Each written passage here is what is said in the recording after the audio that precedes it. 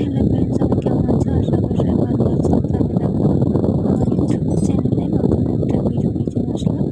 তো আমার শাশুড়ি নতুন একটা রেসিপি করছে, আমি এটা নাম জানি না, ঠিক আছে?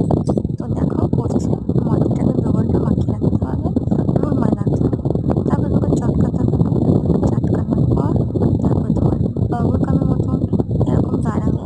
তো ওটাকে নিয়ে কেটে কেটে পিস পিস করে হাতে করে কেটে ভাজতে হবে। দেখো আমাদের ভাজছে, এটা ভাজার পর তারপর ঠান্ডা হবে। তো এটা আমি প্রথম খেয়েছিলাম আমার মামা শ্বশুর মেয়ে বড় ননদের কাছে। ওরা যেহেতু নিরামিষ খায়, ওরা আমার মাতাজি বটে, ঠিক আছে? তার জন্য ওদের কাছে গিয়ে শিখেছি, ওই দিদি শিখিয়েছে এই রান্নাটা। তো দেখো আমার শাশুড়ি করছে আজকে, আমি বলেছি মা ওটা করো, তো করেছি। ওটা ভাজার পর তোমরা তো বড় বড় করতে পারো, আমার ছোটো ছোটো করেছি। তারপর আবার তেজপাতা দিয়েছি, একটা গোটা এলাচ, দারচিনি আর পাঁচফোড়ন, ঠিক আছে? এটাকে নাড়াচাড়া করবো, নাড়াচাড়া করার পর তারপর তোমরা দিতে থাকো, ঠিক আছে?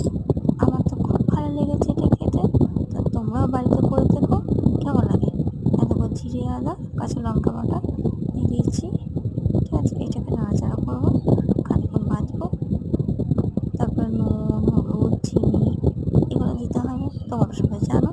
আর দুটো জিনিস দিতে হবে, কাজু বাদাম বাটা আর মগজ বাটা, ঠিক আছে? এই দুটো জিনিস দিতে হবে, তবে ভালো লাগবে।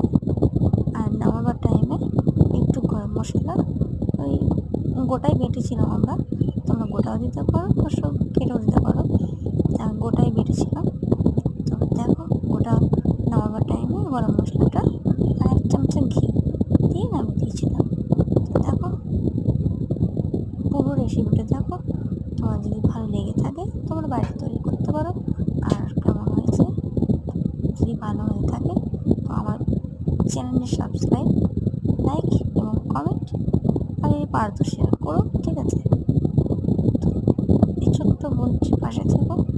তা আমি চেষ্টা করবো, ব্লগ কখনো করিনি, একটু একটু করে চেষ্টা করবো করার, ঠিক আছে?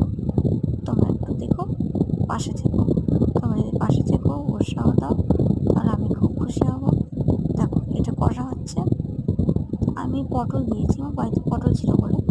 তোমরা যদি পটল নাও দিতে পারো, আলু দিয়েও করতে পারো, ভালো লাগে। আবার এমনকি শুধু যদি রসা করো তাও ভালো লাগে। দেখো অল্প জল দিয়ে দিয়েছি, জলটা খুব একটা বেশি দেবে না, আর একটু সেদ্ধ হওয়ার মতন দিতে হবে।